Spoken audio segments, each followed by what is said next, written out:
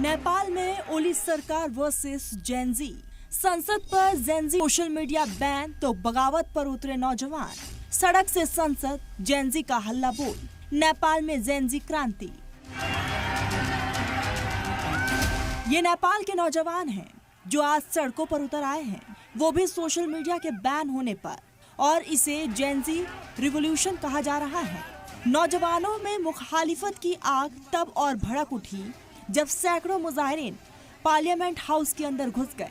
Parliament house में पहुंचकर नौजवानों ने सरकार के खिलाफ जमकर नारेबाजी की। संसद भवन अहाते में उस वक्त तनाव फैल गया जब मुजाहिरीन ने पुलिस बैरिकेड तोड़ दिए और गेट पार कर पार्लियामेंट में घुसने की कोशिश की। पुलिस ने मुजाहिरीन को रोकने के लिए आंसू गैस के गोले दागे और पानी की बौछार की।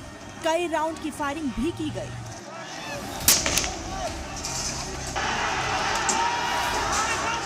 इस मुजाहिरीन में एक की गोली लगने से मौत हो गई है।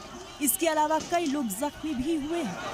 पार्लियामेंट हाउस, सदर, नायब सदर, पीएम हाउस के पास के इलाकों में कर्फ्यू लगा दिया गया है और आर्मी को तैनात कर दिया गया है।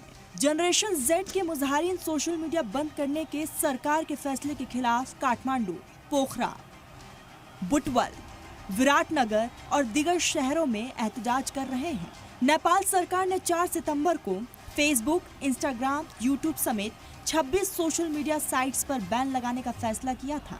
इस पूरे एहतजाज के पीछे की कहानी आपको बताते हैं।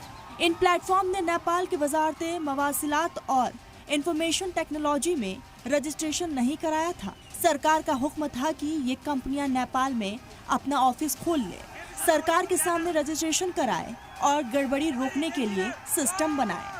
नेपाल सरकार ने कहा कि काफी वक्त दिया लेकिन ज़ाब्ते की पासदारी नहीं की, इसीलिए बैन कर दिया गया। मुजाहिरीन सोशल मीडिया बैन को फौरी तौर पर हटाने, बदउनवानी पर लगाम लगाने और नौजवानों की आवाज को सुनने की मांग कर रहे हैं। वजीर आजम केपी शर्मा ओली की सरकार ने शांति बनाए रखने की अपील की है, लेकिन मुजाहिरीन के गुस्से को देखते हुए हालात कशीदा बने हुए हैं।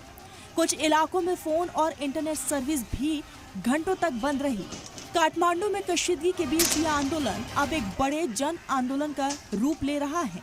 यदि सरकार ने जल्द ही मुजाहिरीन की मांगों पर ध्यान नहीं दिया तो ये आंदोलन और पुरतशद्दुद हो सकता है। लेकिन सबसे बड़ी बात, सरकार ने सोशल मीडिया बैन किया है लेकिन टिकटॉक बैन नहीं किया।